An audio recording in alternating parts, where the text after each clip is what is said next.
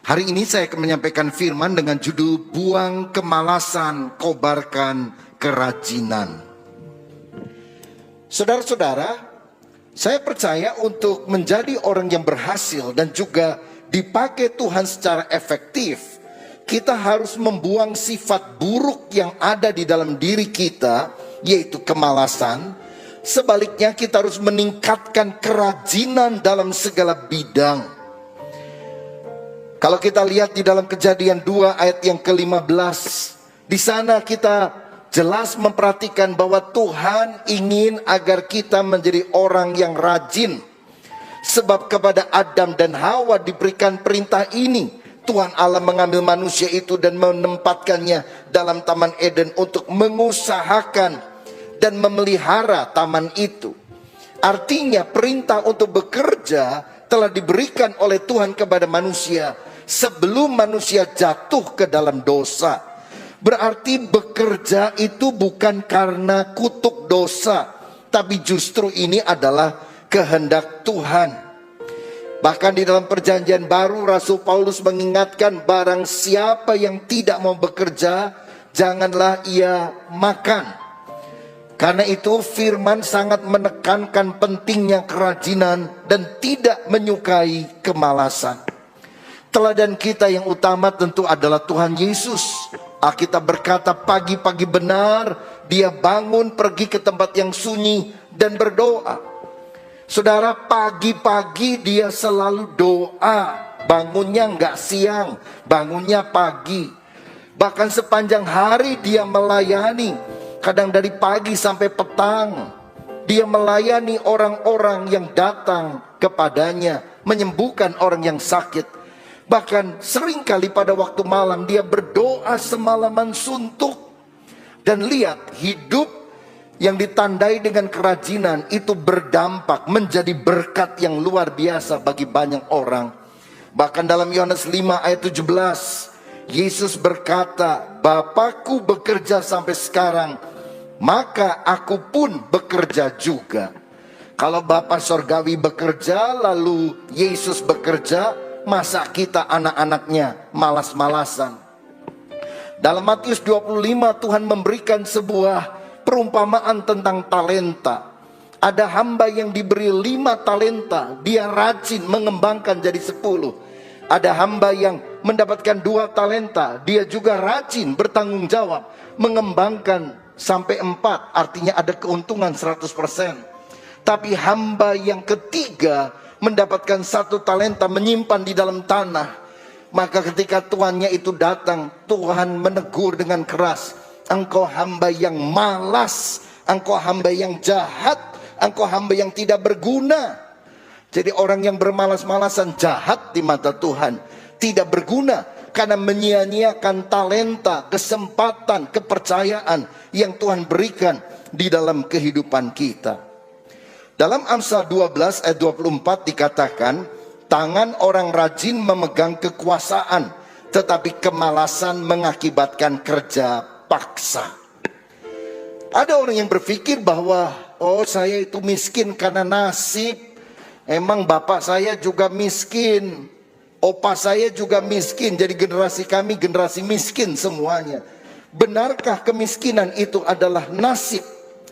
Saya melihat bahwa kemiskinan itu seringkali justru disebabkan karena kemalasan. Sedangkan orang yang rajin akan berhasil. Tangan orang yang rajin memegang kekuasaan. Sebaliknya, kemalasan mengakibatkan kerja paksa. Nah, apa ciri orang yang malas? Dalam Amsal 26 ayat 13-16 ada uraian tentang ciri orang malas. Berkatalah si pemalas, ada singa di jalan, ada singa di lorong, seperti pintu berputar pada engselnya, demikianlah si pemalas di tempat tidurnya. Si pemalas mencelupkan tangannya ke dalam pinggan, tetapi ia terlalu lelah untuk mengembalikannya ke mulutnya. Si pemalas menganggap dirinya lebih bijak daripada 7 orang yang menjawab dengan bijaksana. Yang pertama saya melihat orang yang malas itu tidak suka bekerja. Sukanya cari alasan, bukan cari kesempatan. Ayat yang ke-13 berkata, ada singa di jalan, ada singa di lorong. Artinya apa? Ada alasan. Dia disuruh keluar untuk bekerja. Aduh, takut ada singa. Padahal nggak ada singa, saudara. Dia pandai membuat alasan. Dia hanya kerja kalau disuruh. Kalau nggak ada yang nyuruh, tidur-tiduran dia, saudara, bersantai. Kalau ada yang mengawasi, tampaknya rajin. Tapi kalau nggak ada yang mengawasi, maka tentu dia tidak melakukan apapun. Akibatnya tidak ada pekerjaannya yang baik, karena dia lakukan asal-asalan. Orang seperti ini adalah orang yang menganggap bekerja adalah beban yang berat, tidak punya inisiatif. Ya, pernah nggak saudara punya pegawai misalnya, nggak ada inisiatifnya. Kalau disuruh baru maju, kalau nggak disuruh nggak jalan. Akhirnya capek yang nyuruh, saudara. Ini ciri pertama orang yang pemalas. Ayat yang ke-14, seperti pintu berputar pada engselnya, demikianlah si pemalas di tempat tidurnya. Saya melihat ciri kedua, orang malas tidak menggunakan waktu dengan baik, tidak menggunakan waktu dengan bijaksana. Sukanya tidur, seperti engsel berputar, ya, tapi nggak kemana-mana, ada pada tempat tidurnya. Tidur sebentar lagi, mengantuk sebentar lagi, maka kemiskinan datang seperti penyerbu. Saudara, orang yang semacam ini adalah orang yang suka menunda-nunda. Besok aja, nanti aja, tenang aja. Akibatnya dia kehilangan kesempatan-kesempatan penting yang datang dalam kehidupan, yang tidak setiap saat lewat di dalam kehidupan kita. Dan akhirnya kita akan menjadi kecewa. Saudara, banyak orang yang bekerja hanya untuk menghabiskan waktu, hasilnya tidak excellent. Kalau kerja di kantor liatin jam, aduh kapan ya ini jamnya sampai, misalnya kalau pulang jam 5, kapan ya jam 5-nya. Sehingga fokusnya itu bukan pada pekerjaannya, tapi kapan dia bisa pulang ke rumah. Yang ketiga, dia tidak menyelesaikan apa yang ia mulai. Angan-angannya tinggi, tapi tidak pernah dituntaskan. Lihat ayat yang ke-15 tadi. Dikatakan si pemalas mencelupkan tangannya ke dalam pinggan, tetapi ia terlalu lelah untuk mengembalikannya ke dalam mulutnya. Dia kadang sudah memulai, tapi tidak pernah menyelesaikannya. Pekerjaannya selalu terbengkalai, mangkrak, saudara. Kenapa? Ada kemalasan yang dilakukan di dalam kehidupan. Kalau ada di antara saudara yang sudah memulai mengerjakan sesuatu, tidak selesai-selesai, saudara membuang waktumu. Engkau harus lebih rajin bergiat. Mahasiswa yang mulai menulis skripsi, tapi tidak segera menyelesaikannya, dia adalah orang yang malas, dia tidak bertanggung jawab. Yang berikutnya, yang nomor 4, ciri orang malas pada ayat 16. Si pemalas menganggap dirinya lebih bijak daripada 7 orang yang menjawab dengan bijaksana. Nah, celakanya orang malas itu tidak mau belajar. Karena apa? Rasa diri benar, orang lain yang salah. Dia udah merasa dirinya baik, udah saya mah cukup begini aja. Bahkan dia suka mengkritik, menyalahkan orang lain, padahal orang lain itu memberikan masukan yang bijak kepada dia. Kalau ada ciri-ciri ini di dalam kehidupan kita, singkirkanlah itu, karena ini yang menyebabkan kutuk kerugian datang dalam kehidupan kita. Bukannya Tuhan tidak memberkati, bukannya Tuhan tidak menjawab doa, tapi kalau kita bermalas-malasan, tidak mungkin berkat itu kita terima. Saudara, Paulus tadi berkata, barang siapa tidak bekerja, janganlah dia makan. 2 Tesalonika 3 ayat 10. Kenapa dia ngomong begitu keras? Karena di ayat 11 sampai 13 dia memberikan alasannya. Kami katakan ini karena kami dengar bahwa ada orang yang tidak tertib hidupnya dan tidak bekerja, melainkan sibuk dengan hal-hal yang tidak berguna. Orang-orang yang demikian kami peringati dan nasihati dalam Tuhan Yesus Kristus, supaya mereka tetap tenang melakukan pekerjaannya, dan dengan demikian makan makanannya sendiri, Dan kamu saudara-saudara, janganlah jemu-jemu berbuat apa yang baik. Tuhan mau kita jadi orang yang rajin, makan makanannya sendiri, artinya nggak jadi benalu, parasit bagi orang lain, tetapi mandiri, bisa menghidupi diri sendiri, bahkan bisa menghidupi keluarga. Lalu dikatakan kita bisa menjadi berkat. Jangan jemu-jemu berbuat baik. Lah kalau kita sendiri kekurangan, gimana kita mau memberkati keluarga, memberkati orang lain? Jadi betapa pentingnya dari sejak awal kita bekerja dengan rajin. Yusuf adalah seorang yang rajin, karena itu Tuhan memakai dia. Ketika Tuhan memberikan hikmat kepada dia untuk mengartikan mimpi, akan ada 7 tahun masa kelaparan yang melanda. Lalu kemudian Yusuf mulai mengepalai orang-orang Mesir untuk menyimpan gandum-gandum di dalam lumbung-lumbung yang begitu banyak ketika masa kelimpahan, dan menjual sedikit demi sedikit pada masa kelaparan. Orang boleh pinter, tapi kalau nggak rajin, itu cuma angan-angan teori di sini. Yusuf mengimplikasikan apa yang dia tahu di dalam tindakan, hidupnya jadi berkat. Orang yang udah seperti Yusuf, udah nggak mikir lagi saya makan apa ya, rumah saya gimana, pasti akan diberkati Tuhan. Kalau kita mikirin gimana menyejahterakan rakyat, kalau ada pemimpin-pemimpin yang berpikir gimana di dalam masa kepemimpinan saya, desa saya maju, kota saya maju, pasti diberkati, dipakai Tuhan, saudara. Tapi kalau mikirin gimana ya saya dapat uang lebih banyak, siapa lagi, apalagi yang bisa saya korupsi, waduh celaka hidup model seperti itu. Paulus adalah seorang penginjil, dan pada awal perintisan dia membangun jemaat-jemaat, dan orang-orang masih belum terlalu paham soal persembahan dan sebagainya. Akhirnya dia tidak ingin membebani orang-orang yang baru dilayani. Dia adalah seorang pembuat tenda. Saudara sekalian, dia melayani dengan usaha pekerjaan yang dia lakukan. Saya melihat ada 2 tipe daripada pelayan Tuhan. Pertama adalah seperti Petrus, meninggalkan jalannya, perahunya, dan mengikut Yesus. Ini kalau boleh dibilang hamba Tuhan full timer. Pekerjaannya sebagai nelayan ditinggalkan, dia jadi penjala jiwa. Tapi ada juga orang yang seperti Paulus, dia tetap bekerja sebagai pembuat tenda. Kalau sekarang mungkin bikin rumah, jadi developer begitu. Tapi pekerjaan itu tidak menyita habis waktunya sampai dia tidak bisa pelayanan. Karena dia tahu pekerjaan itu adalah sarana untuk dia mencapai sasaran, memberitakan Injil. Ini bukan full timer tapi full heart, saudara-saudara. Dan saya rasa di dalam gereja pada masa kini selalu ada 2 tipe itu. Orang seperti Petrus yang memang dipanggil menjadi full timer, jadi hamba Tuhan sepenuh waktu. Tapi yang kedua, ada orang-orang yang di marketplace seperti Paulus, yang bekerja mendapatkan kehidupan, tapi dia sungguh-sungguh memberitakan Injil dan memenangkan jiwa-jiwa.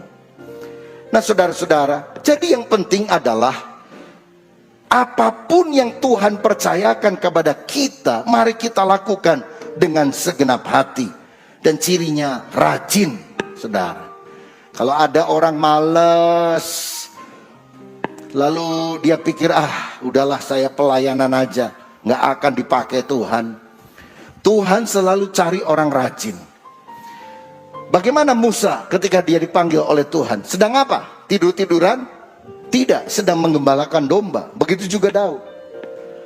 Apa yang sedang dilakukan oleh Elisa ketika dia dipanggil untuk melayani menggantikan Elia? Sedang membajak ladang dengan 12 ekor sapi, 12 pasang sapi, saudara. Ini orang pekerja keras betul. Begitu juga para murid seperti Petrus, sedang menangkap ikan, sedang membersihkan jala, sedang bekerja. Tuhan memanggil dia. Gak pernah ada ayat Alkitab berkata ketika Tuhan melihat si Polan sedang tidur, ngorok, ngiler, gak ada kerjaan, lalu Tuhan bilang, Polan, ikut aku yuk, aku akan jadikan kamu hamba Tuhan. Orang kalau males jadi hamba Tuhan pun gak akan produktif. Saya mau bilang, jangan pernah bilang, Tuhan jangan pakai saya, pakai yang lain aja. Saya banyak kerjaan. Tuhan gak cari orang malas. Tuhan cari orang yang sibuk. Tuhan cari orang yang rajin. Kalau saudara adalah orang yang sibuk dalam urusan pekerjaan dan sebagainya, engkau diincar oleh Tuhan supaya hidupmu digunakan untuk kemuliaan nama Tuhan. Bukan sudah babak belur, ancur-ancuran, gak ada kerjaan, lalu kita mikir apakah ini panggilan untuk saya menjadi hamba Tuhan. Kalau saudara tanya itu kepada saya, jawaban saya tegas, bukan panggilan Tuhan. Berikan hidupmu yang terbaik ketika engkau berhasil. Karena kerajinan itu yang akan membuat kita menjadi orang-orang yang berhasil. Thomas Alva Edison, penemu bola lampu pijar yang menyebabkan kita mendapatkan listrik, penerangan bahkan pada malam hari, pernah berkata, jenius itu hanya 1% inspirasi, ide yang cemerlang, tapi 99%-nya adalah kerja keras. Orang yang rajin akan mengalahkan orang yang paling berbakat tapi malas. Saudara, ini sifat yang harus dimiliki oleh anak-anak Tuhan. Saya percaya sukses itu bukan kebetulan, tapi hasil kerja keras dan juga kerja cerdas. Ini kalau kita lihat dari sudut pandang manusia ya. Sukses itu karena kerja keras dan kerja cerdas. Pengkhotbah 10 ayat 10 berkata demikian. Jika besi menjadi tumpul dan tidak diasah, maka orang harus memperbesar tenaga. Tetapi yang terpenting untuk berhasil adalah hikmat, wisdom. Kalau saudara menebang pohon dengan kapak yang tumpul, engkau harus memperbesar tenaga, tetapi hasilnya kurang. Tapi kalau engkau mengasah gergajimu, mengasah kapakmu, maka kapak yang tajam itu dengan tenaga yang lebih kecil akan segera menumbangkan pohon tersebut. Kerja keras harus, tapi harus disertai dengan kerja cerdas. Work hard and work smart. Itu sesuatu yang harus kita miliki di dalam kehidupan kita. Saya ingat satu cerita. Ada seorang bapak ketika mau mati, dia pesan kepada 2 orang anaknya, si sulung dan bungsu. Dia bilang, ingin pesan papa ya, kalau kamu kerja jangan suka nagih hutang dari orang. Dan yang kedua, pesan papa, jangan kamu kena sinar matahari langsung. Beberapa tahun setelah papanya meninggal, karena ibunya tinggal di kota yang berbeda dari anak yang pertama dan kedua, ibunya mengunjungi si sulung. Dan dia lihat si sulung ini miskin, hidup kekurangan. Kenapa kamu hidup kekurangan? Karena pesan papa, mama. Loh, maksudnya gimana? Papa pernah pesan, yaitu supaya kamu itu jangan pernah nagih hutang orang yang pernah kamu hutangi. Nah, karena papa pernah pesan jangan suka nagih hutang, maka modal saya habis, ma. Karena orang-orang yang utang itu nggak pernah saya tagih utangnya. Lagi pula papa pernah pesan, tubuhmu jangan kena sinar matahari secara langsung. Nah, waktu saya mulai usahakan, saya cuma punya sepeda motor. Karena itu kalau saya pergi dan pulang kan kena sinar matahari langsung. Akibatnya pergi dan pulang saya selalu sewa taksi. Dan biayanya kan lebih mahal daripada kalau saya naik sepeda motor. Ya akibatnya saya miskin karena pesan papa itu loh. Kemudian si bapak mengunjungi rumah daripada anak bungsunya beberapa minggu kemudian. Dia lihat anak bungsunya sekarang jadi pengusaha sukses, kaya. Lalu dia tanya, apa rahasianya kamu kok bisa maju seperti ini? Ingat pesan papa. Papa pesan apa sama kamu? Yang pertama, jangan suka nagih hutang. Karena itu saya nggak pernah kasih utang sama orang lain. Kalau saya mau kasih berkat, ya kasih sedekah saja supaya modal saya jadi berkah. Bukan kasih utang. Yang kedua, papa saya pesen kan, jangan kena sinar matahari langsung. Nah, saya kan mulai usaha dengan naik sepeda motor. Gimana caranya supaya nggak kena sinar matahari langsung? Saya pergi awal sebelum matahari terbit dan saya pulang ketika matahari sudah tenggelam. Jadi nggak kena sinar matahari langsung.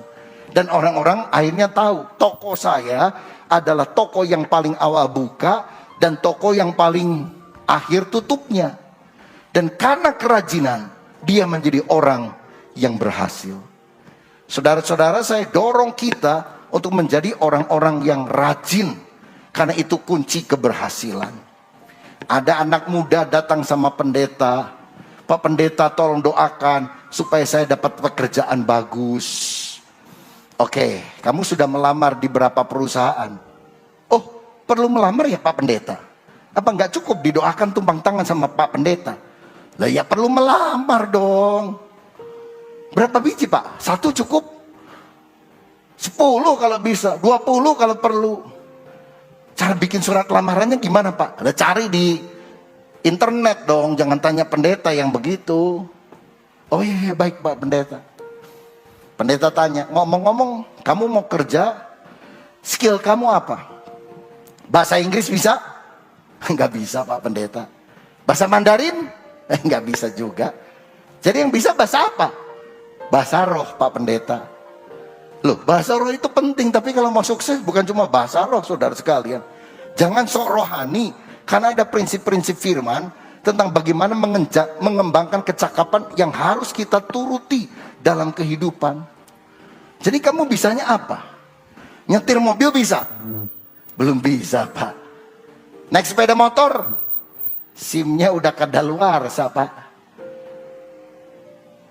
Lalu ngetik komputer bisa? Belum belajar Pak. Program-program tertentu, aplikasi atau apa bisa? Belum tahu Pak. Jadi kamu bisanya apa? Doa Pak. Loh kira-kira kalau saudara mau cari pegawai kira-kira model seperti ini atau enggak? Bukankah kita membutuhkan orang yang rajin? Saudara, kalau kita punya anak di sekolah, kita ingin dia jadi anak yang pintar. Tapi kalau saudara pilih pegawai, pilih mana? Pintar tapi males atau biasa saja tapi rajin? Yang dicari pegawai pintar apa pegawai rajin? Rajin. Ya kalau bisa pintar dan rajin. Tapi biasanya kalau udah pintar rajin nggak jadi pegawai saudara. Jadi bos itu. Ya. Jadi biasanya di sekolah yang kita kejar kepandaian. Tapi dalam kehidupan yang dibutuhkan adalah kerajinan. Dan bukankah nilai ini yang harus ada di dalam kehidupan kita sebagai anak-anak Tuhan? Jangan lupa ora et labora, berdoa dan bekerja. Agustinus seorang bapak gereja pernah berkata, berdoalah seakan-akan segalanya bergantung kepada Allah, dan bekerjalah seakan-akan segalanya bergantung kepada Anda. Kalau doa sungguh-sungguh minta berkat Tuhan, karena tanpa berkat Tuhan kita tidak bisa melakukan apapun. Tapi kemudian waktu kita kerja, kita yakin Tuhan telah memberikan kemampuan kepada kita. Jadi bekerjalah seakan-akan segalanya bergantung kepada Anda. Dalam Kejadian pasal 26 kita mengingat kisah Ishak. Pada masa kering, kelaparan, Ishak tetap menabur pada musim kering. Dan pada tahun itu juga dia diberkati Tuhan 100 kali lipat ganda. Bukan 100%, itu cuma 2 kali lipat. 100 kali lipat ganda. Sebab dia diberkati oleh Tuhan. Sehingga dia menjadi orang yang kaya, kian lama kian kaya, sehingga bertambah kaya. Pada masa pandemi pun kalau kita ora et labora, kerja keras, kerja cerdas, berdoa mengandalkan Tuhan, suplai sorgawi masih cukup tersedia untuk kita. Dan kita akan tetap diberkati oleh Allah secara luar biasa. Karena ada jalan keluar yang Tuhan siapkan bagi kita umat yang percaya. Jadi malas atau rajin itu pilihannya ada di tangan Anda. Kalau saudara malas, akibatnya buruk. Kalau saudara rajin, maka berkat Tuhan akan mengalir dalam kehidupan. Satu hal yang saya juga mau tekankan, jangan malas secara rohani, apalagi pada masa pandemi ini. Banyak orang pada masa pandemi jadi malas berdoa, malas membaca Alkitab, malas beribadah, malas pelayanan. Oh, saya online kok. Kadang-kadang jam online-nya juga enggak karuan, saudara sekalian. Kalau biasanya setengah 8 atau jam setengah 11 ibadah atau setengah 5 sore. Oh, kita bisa larut malam sambil ngantuk-ngantuk di tempat tidur. Kadangnya besoknya, lusanya, kan Tuhan masih ada. Besok juga ada. Emang, tapi saudara belum tentu ada loh. Hari ini ada, besok belum tentu ada. Kita kan hidup hanya oleh anugerah Tuhan. Hati-hati dengan kemalasan secara rohani. Banyak orang yang dulu menggebu-gebu dalam pelayanan, sekarang udah gak jelas apakah dia masih sungguh-sungguh kepada Tuhan atau tidak. Saya bacakan Matius 24 ayat 46. Ini tentang akhir zaman. Berbahagialah hamba yang didapati tuannya melakukan tugasnya itu ketika tuannya itu datang. Siapa yang bahagia? Dia adalah orang yang melayani ketika Tuhan itu datang. Saudara, ayo bangun, jangan terus jadi generasi rebahan. Ya, saya kadang heran, ini ada pelayan Tuhan, mungkin di bidang pujian, penyembahan, musik, di bidang asyir, kolektan, di bidang komsel, di bidang apa saja. Dulu rajin, sekarang hilang, saudara-saudara. Didorong-dorong susah. Saya mau bilang, banyak orang pada masa kini sudah bukan lagi takut pada COVID, karena puji Tuhan di Indonesia mulai melandai. Tapi roh kemalasan sudah menguasai. Malas dan lesu secara spiritual. Ini siasat dari si iblis, saudara. Sebagai hamba Tuhan saya mau katakan, ayo bangkit, ayo bangun. Ini waktunya untuk kita tidak tidur-tiduran secara rohani. Kita bangkit, karena rencana Allah harus tergenapi di dalam generasi kita. Yang lama tidak ibadah, datang ibadah. Lebih rajin. Bukan hanya online tapi juga onsite. Ada yang bilang, aduh takut ketularan. Saya heran, justru orang-orang yang tua rajin. Pak Yosua ini udah berapa Pak? 78? 78 hampir 80. Pak Julius 82 masih khotbah. Ini yang anak-anak muda, dewasa muda melempem, saudara-saudara. Berbahagialah orang hamba yang didapati tuannya sedang bekerja ketika tuannya itu datang, saudara. Sejauh yang saya tahu di gereja kita, sejak dibuka tahun yang lalu, PPKM sebentar kemudian dibuka lagi, sampai hari ini oleh anugerah Tuhan gak ada orang yang ketularan di gereja ketika sedang ibadah. Gak ada, saudara sekalian. Bahkan ada yang kena itu di mana, di rumahnya, di pekerjaannya, di tokonya dan sebagainya. Lalu kita bikin alasan, aduh kalau ke gereja takut ketularan. Ketularan dari mana, saudara? Kita pakai masker, kita pakai face shield. Ada yang bilang, oh di gereja lain nggak begitu. Nggak apa-apa, silahkan. Saya ingin jemaat yang datang ke sini rasa ada safety. Karena kita nggak gegabah, kita tentu doa. Tapi orang-orang di antigen dulu sebelum pelayanan. Orang-orang pakai masker, dan saya mintakan saudara kalau pakai masker adalah masker yang proper, ya, bukan hanya sekedar tutup begitu, karena dropletnya akan tetap keluar.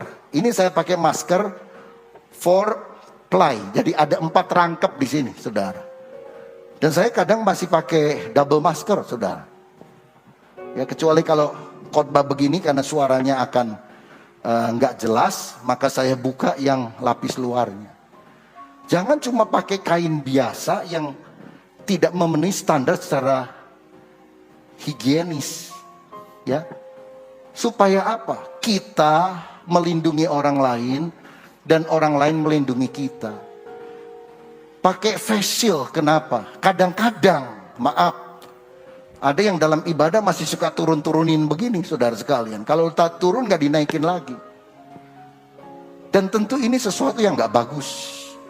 Kita percaya sama Tuhan, tapi ada bagian yang kita harus lakukan. Kalau saudara bilang, aduh susah lah, mesti pakai face shield segala macam. Untuk keamanan kita. Kecuali kalau saudara pakai masker rangkap gini. Itu akan lebih aman daripada pakai satu. Kecuali kalau yang satu itunya seperti apa itu, KF94, KN95, it's okay lah. Yang ini seperti 4 rangkap begitu, saudara. Tapi kan nggak semua seperti itu, banyak yang tipis. Jadi kalau nggak pakai face shield, pakai 2 begini. dan paling bagus. Saya tadi pakai face shield, pakai 2 begini.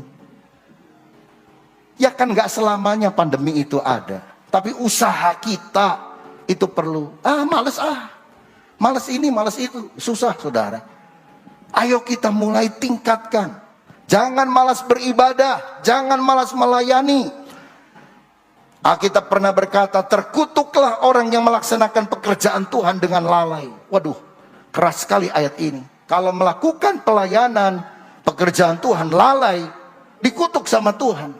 Saya pernah baca, saudara, ada seorang panglima perang Israel namanya Amasa. Satu kali Raja Daud ini diberontaki oleh orang namanya Seba bin Bikri. Dan Amasa, panglima perang, Daud ngomong langsung, kalahkan itu Seba bin Bikri. Ambil pasukanmu, kalahkan dia. Aku beri waktu 3 hari. Habiskan mereka, tumpas. Alkitab berkata, Amasa mendengar tugas itu, tetapi menunda-nunda tugas sampai melewati waktu yang ditetapkan oleh raja bagi dia. Dia lakukan, saudara, pergi ke peperangan, tapi ditunda-tunda. Raja Daud bilang sama panglima tertinggi Yoab, aku perintahkan kamu yang sekarang pergi ke sana, kamu bereskan. Hal pertama yang dilakukan oleh Yoab apa? Hai Amasa. Ya, Amasa itu masih saudaranya Yoab, saudara. Dan ketika ketemu di medan perang, kan dia pikir ini mau dibantu oleh Yoab. Dia peluk, saudara, ditusuk oleh Yoab, mati. Kamu melakukan tugasmu dengan lalai, tidak sungguh-sungguh. Waktu saya baca Alkitab, kejam bener ini. Tapi, apa inti yang kita bisa dapatkan? Daud tidak suka orang yang menunda-nunda tugas pekerjaan, melalaikan apa yang merupakan tanggung jawab. Apalagi Tuhan Bapa Surgawi. Berbahagialah hamba yang didapati Tuhannya sedang bekerja ketika Tuhannya datang. Kalau Tuhan Yesus datang, kalau sangkakala berbunyi, biar kita sedang beribadah kepada Tuhan. Kita sedang berdoa, kita sedang menyembah Tuhan, kita melakukan pekerjaan Tuhan. Bukan ketika kita sedang berdosa Tuhan datang. Celaka kita, saudara, jika demikian. Karenanya mari kita ingat firman Tuhan dalam Roma 12 ayat yang ke-11. Mari baca bersama. Janganlah hendaknya kerajinanmu kendor. Biarlah rohmu menyala-nyala dan layanilah Tuhan. Jangan kita seperti gadis bodoh yang pelitanya padam karena dia malas mempersiapkan minyak cadangan. Alkitab berkata, janganlah hendaknya kerajaanmu kendor. Biarlah rohmu menyala-nyala dan layanilah Tuhan. Nah, gimana supaya roh kita tetap, bagaimana supaya kita bisa mengikuti firman Tuhan ini? Yang pertama, kobarkan gairah akan Tuhan. Janganlah hendaknya kerajinanmu kendor. Biarlah rohmu menyala-nyala dan layanilah Tuhan. Gimana roh kita supaya bisa menyala-nyala? Jalin relasi yang akrab dengan Tuhan. Jalin hubungan yang baik dengan Roh Kudus. Kobarkan kegairahan akan Tuhan. Alkitab berkata, api di atas mezbah mesti dijaga, jangan boleh padam. Kembali saudaraku pada kasih yang mula-mula.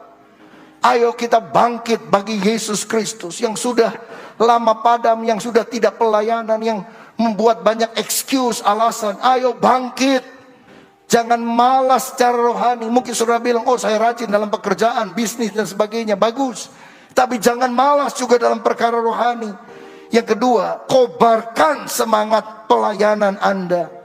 Jangan hanya sibuk perkara duniawi.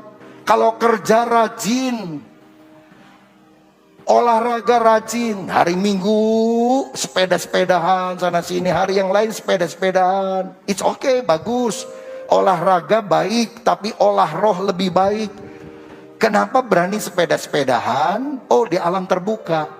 Tapi kan Anda suka mampir makan sama-sama yang lain. Dan berapa banyak orang yang kena COVID gara-gara naik sepeda lalu makan. Dosa loh saudara. Kalau saudara berani sepedahan, makan bareng, tapi selalu bilang, kalau ke gereja takut. Saya merasa ada spirit yang lain yang menekan umat Tuhan. spirit ketakutan, spirit kemalasan, spirit tidak lagi bergairah di dalam Tuhan. Saya dorong, ayo saudara kembali terlibat di dalam pelayanan yang Tuhan percayakan. Bilangan Research Center, sebuah lembaga yang meneliti gereja-gereja di Indonesia, telah mendapatkan satu data dari survei yang sangat dapat dipertanggungjawabkan. Mereka mencatat orang yang bertumbuh dewasa rohaninya, yaitu orang-orang Kristen yang terlibat dalam 3 hal ini: pelayanan, pemuridan, dan penginjilan. Mereka sudah survei di seluruh Indonesia. Kalau orang itu nggak terlibat pelayanan, penginjilan, pemuridan, rontok rohaninya. Ini survei yang valid datanya, saudara. Kalau saudara hanya datang jadi orang Kristen, engkau nggak akan berkobar-kobar. Tapi kalau saudara mulai hari ini melayani, saudara mulai hari ini menyibukkan diri dengan pekerjaan Tuhan, pemuridan, penginjilan, rohmu akan menyala-nyala. Ayo mari kita rajin melayani, melakukan perkara besar untuk kemuliaan Tuhan. Saya pernah membaca kisah seorang dari Inggris namanya George Muller. Hatinya terbeban untuk melayani orang-orang miskin. Lalu kemudian dia menyewa sebuah rumah untuk bisa menampung 43 orang anak yatim piatu yang dia temukan di jalan-jalan. Dirawat di dalam panti asuhannya, disuruh sekolah, dikasih makan dan sebagainya. Lalu kemudian orang-orang mendengar usaha ini, banyak yang mulai membantu. Dia mulai bangun gedung pertama, kedua, ketiga, keempat, kelima, tidak lagi sewa. Dan akhirnya dia mempekerjakan kira-kira 110 orang untuk melayani di panti asuhan itu, dan merawat sekitar 2.000 orang anak, saudara-saudara. Bahkan pada masa hidup daripada George Muller, dia telah melayani lebih kurang 9.500 orang anak. Dan Allah selalu mencukupkan. Kalau orang malas nggak mungkin melakukan karya besar ini. Ayo kita rajin bagi Tuhan. Saya mau beritahukan, beberapa hari yang lalu kita telah meresmikan gedung gereja 3 di Nusa Tenggara Timur, daerah Soe, dan 2 di Pulau Sumba dari Bethel Project. Ini adalah usaha daripada Sinode GBI untuk membantu gereja-gereja yang sudah usianya 10 tahun atau lebih mau bangun gereja, nggak jadi-jadi. Ini salah satu yang 2 hari lalu kita bantu dan jadi gedung gereja. Dan ada satu perwakilan dari pelayanan misi berkat yang datang ke sana.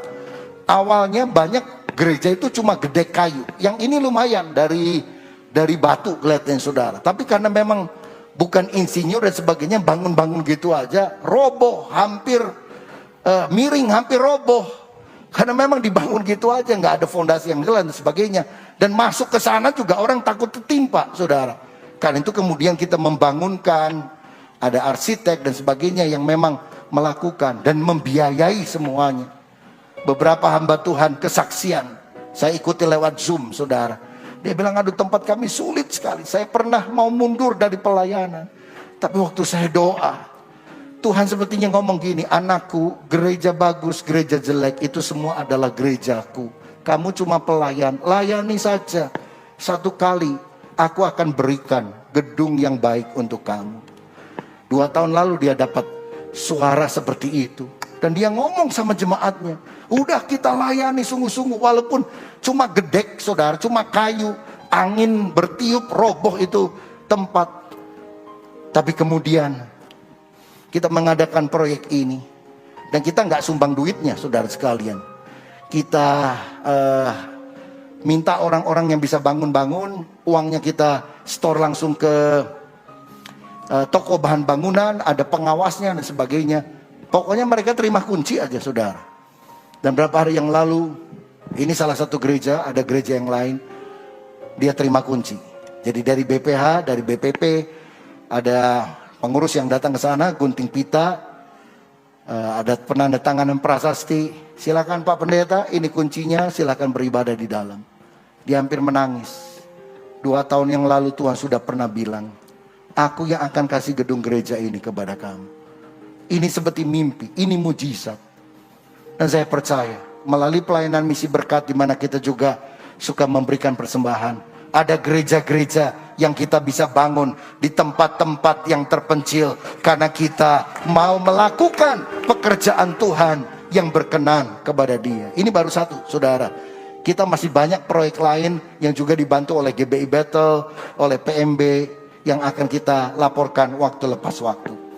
Dan orang bilang, di masa pandemi, di mana kita nggak mikir tentang hal ini, apalagi NTT waktu yang lalu kena angin siklon Seroja, kita bisa dibangunkan gedung-gedung yang baru, 5 gereja, masih ada 5 lain, yang mungkin mudah-mudahan Desember atau Januari kita bisa resmikan, saudara sekalian. Di Maluku Utara kita lakukan, di beberapa pulau yang lain kita lakukan.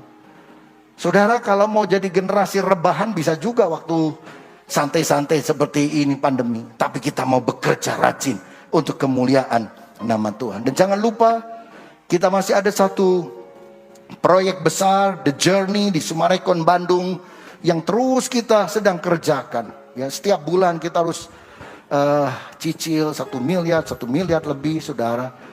Kadang panitia juga berdebar-debar karena uangnya hampir tiap bulan itu nggak pernah cukup, masih jauh. Tapi selalu aja ada caranya Tuhan. Dan juga perizinan dari lingkungan sudah didapatkan. Sekarang mulai masuk untuk perizinan untuk mendapatkan IMB. Doakan terus, karena IMB-nya keluar, bukan cuma nyicil tanahnya, tapi segera membangun gedungnya, saudara. Dan itu biayanya juga besar. Tapi saya percaya, bukan hanya gedung gereja, tapi kita juga bangun museum Alkitab modern, di mana orang-orang akan melihat kisah dari penciptaan, dari kejadian sampai akhir zaman. Ketika mereka melihat itu, kita berdoa, Roh Kudus menjamah mereka agar mereka bisa mengenal Tuhan. Saudaraku, engkau bisa terlibat dalam komsel, engkau bisa terlibat di dalam penginjilan, engkau bisa terlibat dalam pelayanan apapun. Ayo, yang sudah lama tidak melayani, yang bahkan yang menyaksikan ini secara online, datanglah dalam ibadah secara onsite. Malu sama orang-orang tua yang jiwanya menyala-nyala, apalagi kalau saudara masih muda. Ayo, jangan biarkan roh kemalasan, roh ketakutan selalu menguasai hidup kita. Saudaraku, buang kemalasan, kobarkan kerajinan untuk kemuliaan nama Tuhan. Tuhan Yesus memberkati kita. Haleluya. Mari kita berdiri bersama-sama.